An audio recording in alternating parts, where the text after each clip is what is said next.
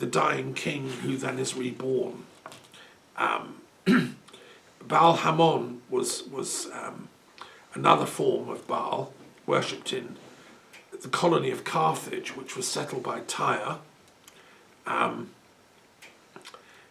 there are many, many forms of Baal. So I think that the name occurs 90 times in the Hebrew Bible, normally with a pejorative, like naughty Baal, bad Baal, wicked Baal.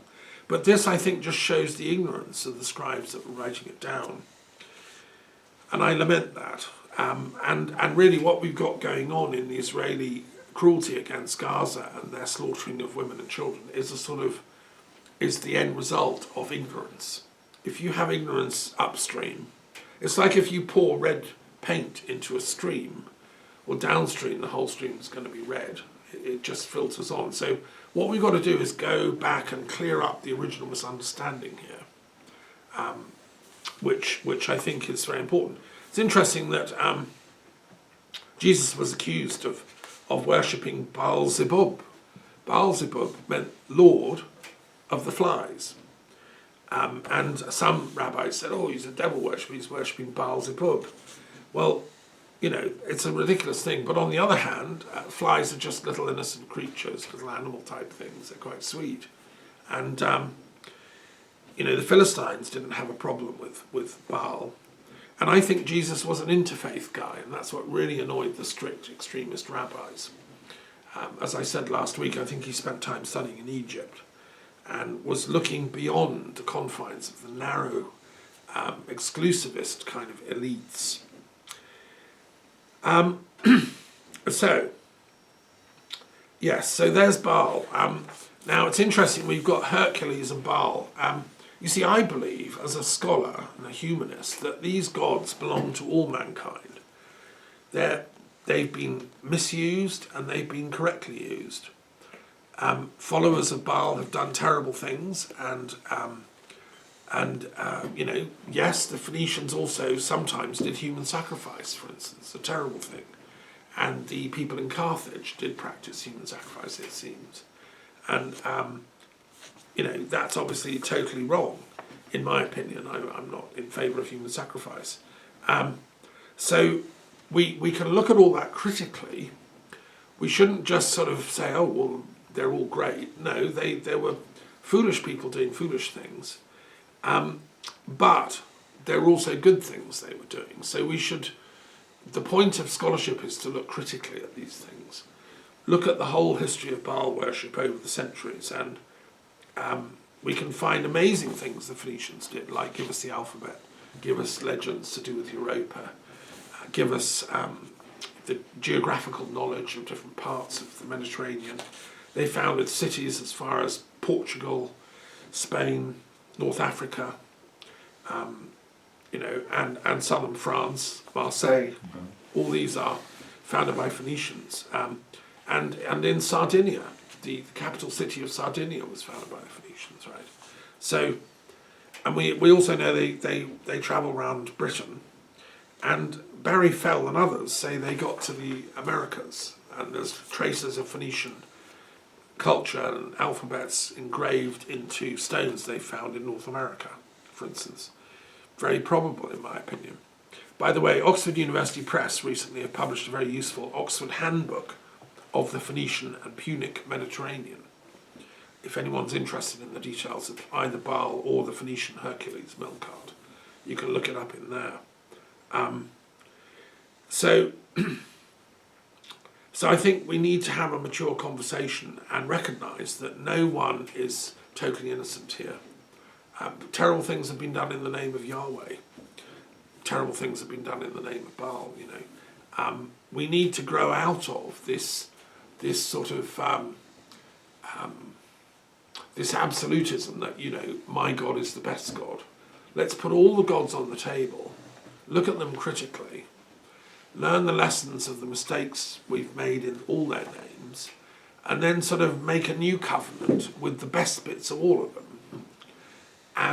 and create a space whereby we can find enlightenment, if you want, in a sort of Mahayana Buddhist perspective. Because Buddha said, quite rightly, look, all the gods are relatively real. Ultimately, it's divine mind that's real. It's the divine intelligence, buddhi, that is immortal. These are all just like a play or a game that humanity's created. We shouldn't be killing each other over that. We should honour and respect the divine intelligence in each one of us, whatever the colour of our skin, our language or our nationality. So I think that's what this is saying, these cards. And that would go for Ukraine and Russia. They shouldn't be killing each other. Who's a better Christian? I mean, what? Or who's a better nation? We should be humble and helping each other become the best we can be. You know, I submit. Okay, any questions about these interesting deities before we move on to the runes? And if anyone wants any more details, you know, get the book. These are just a few things. These books took a lot of research, and they're absolutely fascinating. Right, okay, let's move on then and look at the runes, see what light they can shed. And we're going to do what we did last week, shuffle up the runes. No, we'll let ladies go first this week. And ask for the insight from Odin, who's mentioned in the Tarot of the Gods, of course, from the runes. What information and wisdom can we get? Okay. Right, and you shuffle them up and then choose one.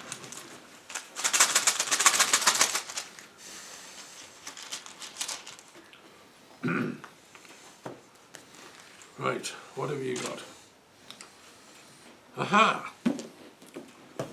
Okay, well, what we've got here from Sophia is Dagaz, the letter D, which is the root source of our word day. It's in Hebrew, Daleth, because I'm using the Kabbalah runes. I'm using runes both for their Norse runic meaning, but I've also equated them to the Hebrew alphabet, because I've argued in my work that the Hebrew Kabbalistic alphabetical wisdom and the ancient Norse wisdom go back to a common root. I'm following in the footsteps of Boreas, who was the chief librarian of Queen Christina of Sweden, who was a very learned man who said the same thing. I was writing my book and discovered, you know, he said it first in the 1600s. And there have been others, you know, and I reference them in the book. It stands for me in common sense that this is the case. It goes back to ancient roots. So let's look at the Indo-European roots of D. And we have some interesting, in the Druid alphabet, D stands for Dŵr, which means the oak tree. And this is the origin of the word Druid, who's the one that knows the Dŵr, that can see the D. The D is the most permanent of sounds, as is the Dŵr, the oak tree. Now, etymologically, that's related to the word Dharma, because Dharma is that which endures forever. It's the eternal truth. Buddha's body is long gone, but the dharmic body of the Buddha remains. It's present here with us, because Dharma is immortal and eternal. And that's what D stands for. So the Druid is one that can see that. I think this is, I've always been a great fan of John Dee, who was the astrologer and magus to Queen Elizabeth I, and who coined the phrase the British Empire. He thought it was going to be a thing of peace to bring unity and healing to the nations. I wish that that were the case and that we could still pull that off. It's interesting that when Britain and its allies brought Europe back away from Nazism, we called it D-Day. I've been to the beaches in France where D-Day happened. So the D carries a lot of force. You don't mess around with D. But it also has a meaning of givingness. So to donate, to give. Dani in Old Slavic means tribute. Duinos in Lithuanian is a gift. In Welsh, dawn is a gift. And they all relate to the word do, because action is a gift. We do things for each other in service. And that's the d sound. It's a very definite. And datta means given in Sanskrit. Dattatreya is the supreme lord of all, because he's given life to us all. Dattatreya is the lord of all the yogis and mystics of Hinduism and Buddhism. Darshan means a seeing, and a darshana is a way of seeing, and it's the word for philosophy in Hindu, parlance in Sanskrit. And it's the root of dad. Dad is a D sound, because a dad is one that gives and is kind and generous and has that D energy. It's also the rune of Dionysus, who was the son of God and brings to mankind the gifts of wine and merriment and ecstasy and parties and love and, all that. It's also in French, droit, which is the law, righteousness, and Durga. So anyway, there's lots of wonderful D meanings behind that. In Hebrew, Daleth is the fourth letter of the Hebrew alphabet, the number 4, and stands for Dart, which means knowledge. On the tree of life, the Sephiroth called Dart is invisible until it's activated. And the point I would say to my Kabbalistic colleagues is, the point is to activate the D, activate the Dart, which is the knowledge. Dabar, speech, is a Hebrew word. And Dalet means door in Hebrew. So we've got to sort of go through the door, activate the Sephiroth of knowledge, Da'at, and we can then come into this world of divine unity when you can see the Dharma and it's one. And we can make up for all the mistakes of our ancestors, sort of extremists who thought that their truth was the only truth. And we can all come into our unity power and heal the splits between these cultures. And I think I would appeal to the great Kabbalists of Israel. I've met some of you, and the wisdom keepers in Israel. You've got to come up, speak out against the cruelties that have been done in your name. That's not the real Israel that's mass killing poor Palestinian women and children. 24,000 by now. I mean, this is shocking. And it's getting Israel a very, very bad name with the international community. So it's really got to stop. And the way to stop it is to reactivate the door of Da'at and find the knowledge that can, get us back in touch with the true Dharma. So that's the D, Dagaz. Okay, let's move on to the next one. So, right, well, this one is also a very important rune, and is Ing, which is the ng sound that you don't get in most, you don't get in other alphabets, the ng sound.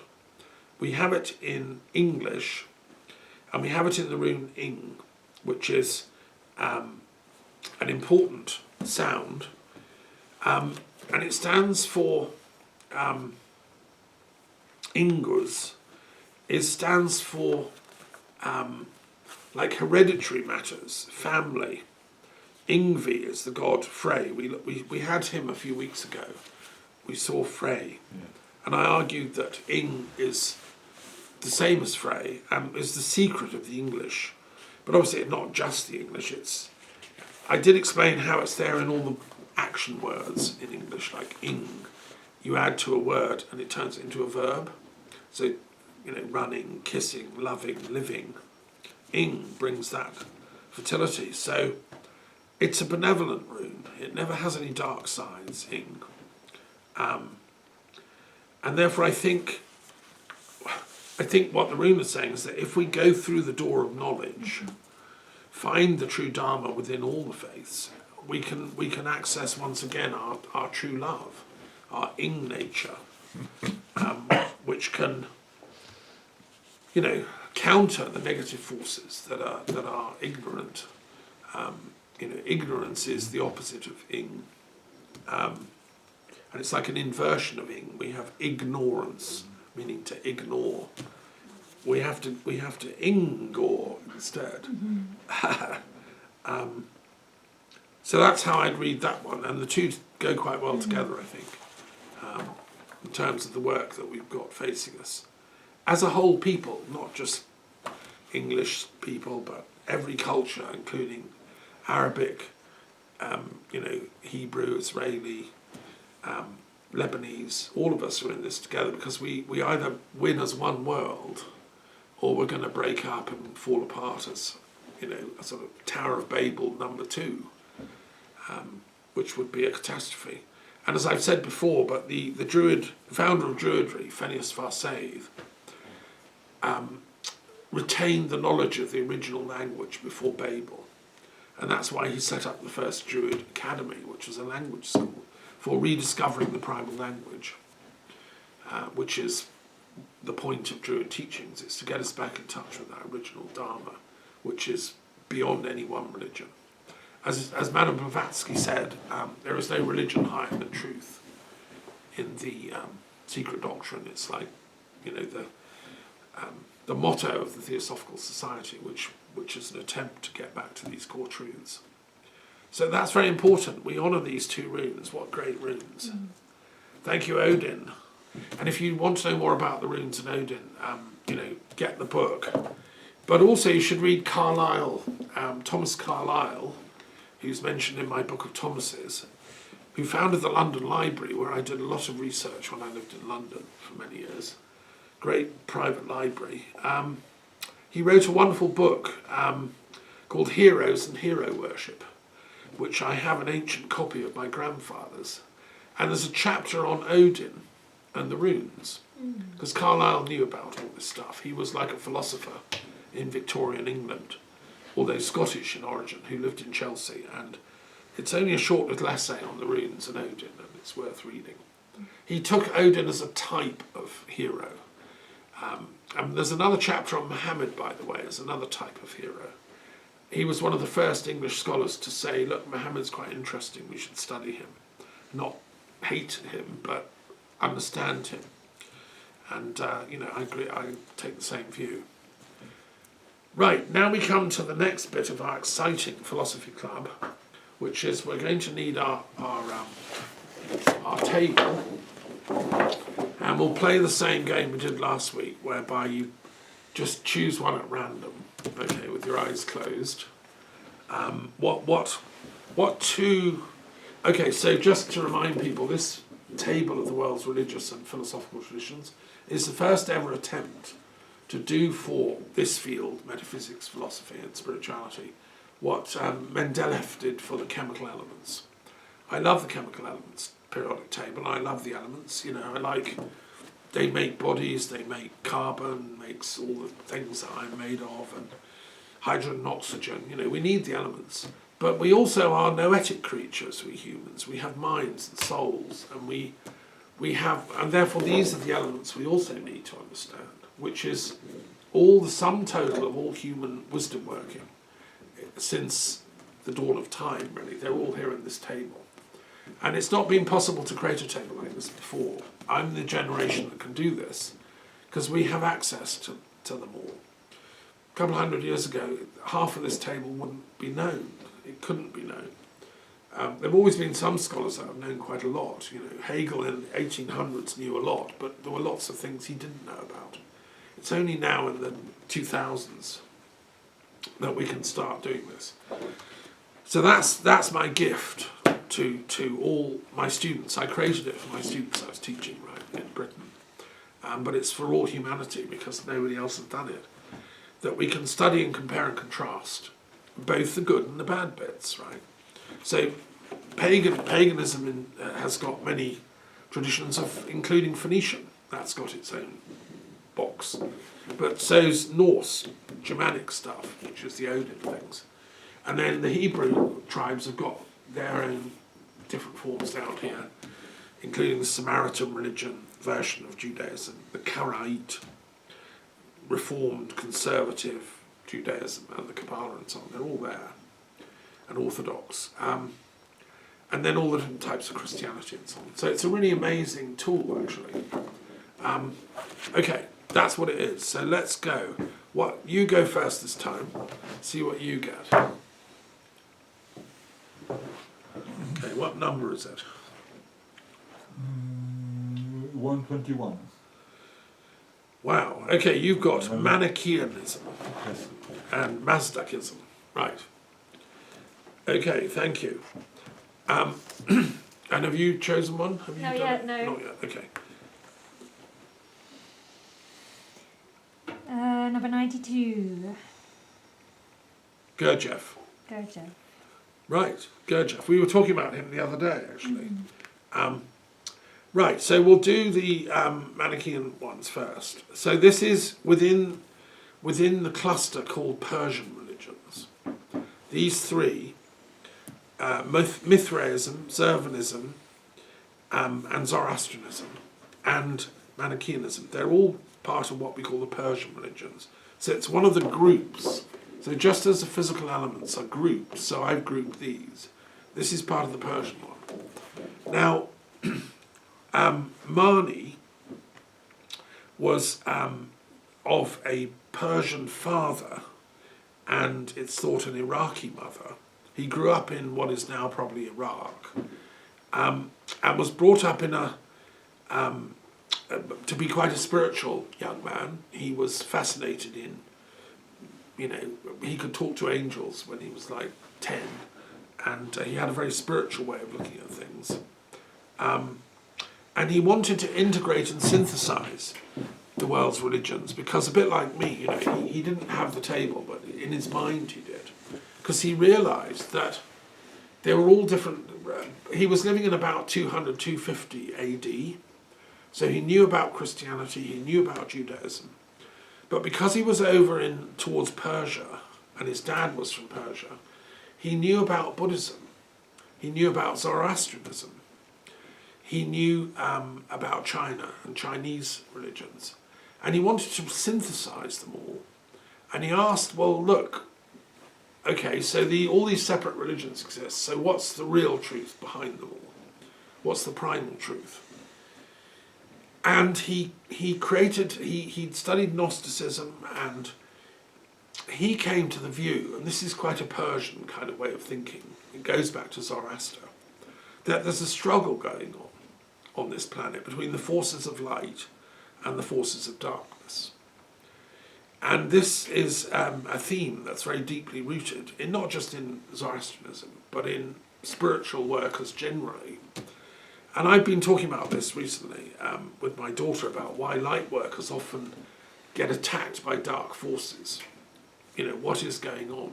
Well, Mani had an answer for that. And he said it goes back to the creation of this planet. And it predates the beginning of this planet, because God, Ahura Mazda, the good God, wanted to create a beautiful creation with everybody perfect. Everyone would tell the truth, keep their word. Everyone would be honourable in their personal dealings all the time. But there was a counterforce, which is called Angra Mainyu, which is constantly trying to subvert humans and to prove that we're not capable of that wisdom. And it's like a struggle going on between the force of light and the force of darkness. Mani said he had come to increase and empower the forces of light, and that every now and then somebody will turn up from the heaven worlds bringing a new input of like a recharge. So when your mobile phone goes dead and it needs a charge, that's what Mani was doing, is replugging us into the cosmic wisdom. So he travelled widely. He went to India. He went all around Asia into Iran. He became friends with the Emperor of Iran at the time, who honoured him as a great teacher. He was all around Iraq. He went to Syria. He was a painter. He painted some of his ideas, like Jung, Carl Jung. He wrote an autobiography about his spiritual journey. That's why we know what I'm saying. And he set up an esoteric church. He said he'd come to complete and I don't know about complete, but sort of continue the work of Christ and all the other prophets that had been. But you know, we needed a top up, because people are walking around pretending to be Christian were not actually behaving like Christians. He believed in peace. He believed in non-violence. He studied and knew about Indian religions and Buddha. So he saw himself as like a follower of all of them at once. He taught in two levels, one esoteric level for his most innermost disciples, and the other was sort of outer level for others.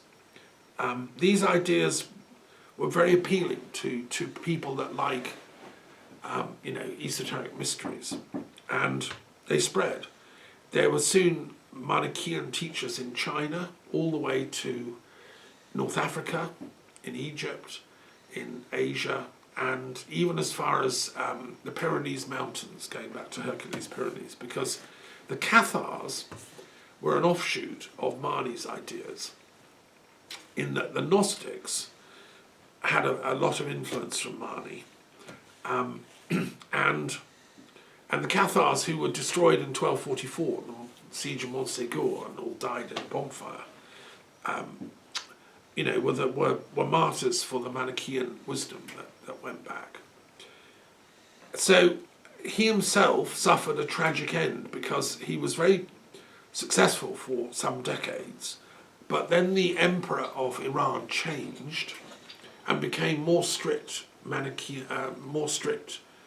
Zoroastrian, and was under the influence of a Zoroastrian priestly hierarchy who accused Mani of being a heretic. Why? Because he was interested in Buddhism. He was prepared to recognize Christ as a prophet. He was an eclectic. That's dangerous if you're a strict, only one God, only one way, only my truth kind of person. So the Onlys got control of the empire, and they had Mani put to death, as so often happens. It's the same story with Jesus. He was another that was killed. I call it the conflict between the Onlys and the Alsos. Mani was an also kind of a guy, so was Jesus. But the people that silence you are the Onlys, only one way, But his death didn't end his teachings, they lived on. And the Manichaean Church actually lived on, and it transmogrified into Gnosticism.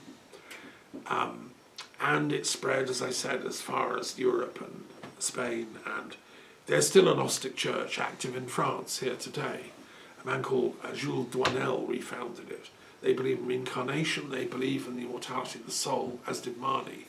And they believe that one day humanity will win on this planet and will triumph, and we will reclaim the spiritual kingdom of light for humanity.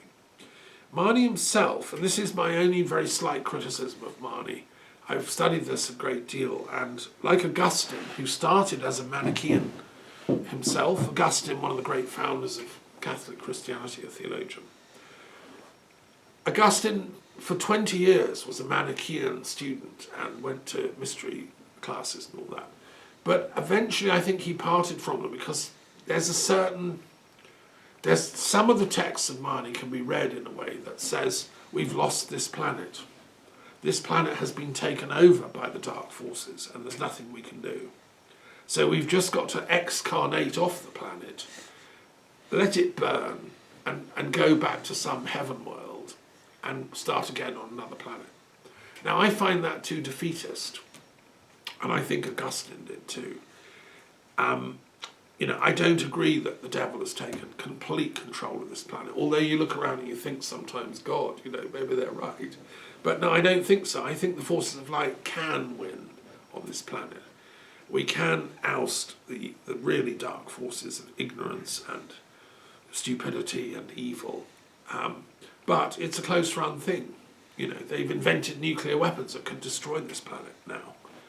I mean, just imagine if really, really crazy people got their hands on that. What's going to happen? Well, you know, like, so it's in the balance, but I want Marnie to be wrong on this. And I want Augustine to be right, which is that the church and all the religions, Islam and all the rest, can rally together, can make a peace treaty, including all of them, that's why I did the table, and make a non-violent world. You know, we can sublimate our disagreements with each other into academic discourses, into philosophical and theological discussion, like in the Philosophy Club. We don't have to kill each other.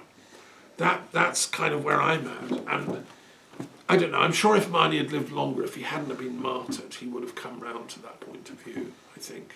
You know, it's sad that he died. The other thing, just to say, is that latest scholarship in Islam, looking at the origins of Islam, which is a really interesting subject, where Muhammad went, who he talked to, and I put all this into my commentary on the Quran, which is like a very new kind of approach to Islam. Muhammad went to a place called Hira quite often, I'm pretty sure, which was on the trading route from Mecca, and it was the frontier to the Persian Empire. Muhammad came 400 years or so after Marni, and there were Manichaeans in Hira, and Muhammad would have talked to them.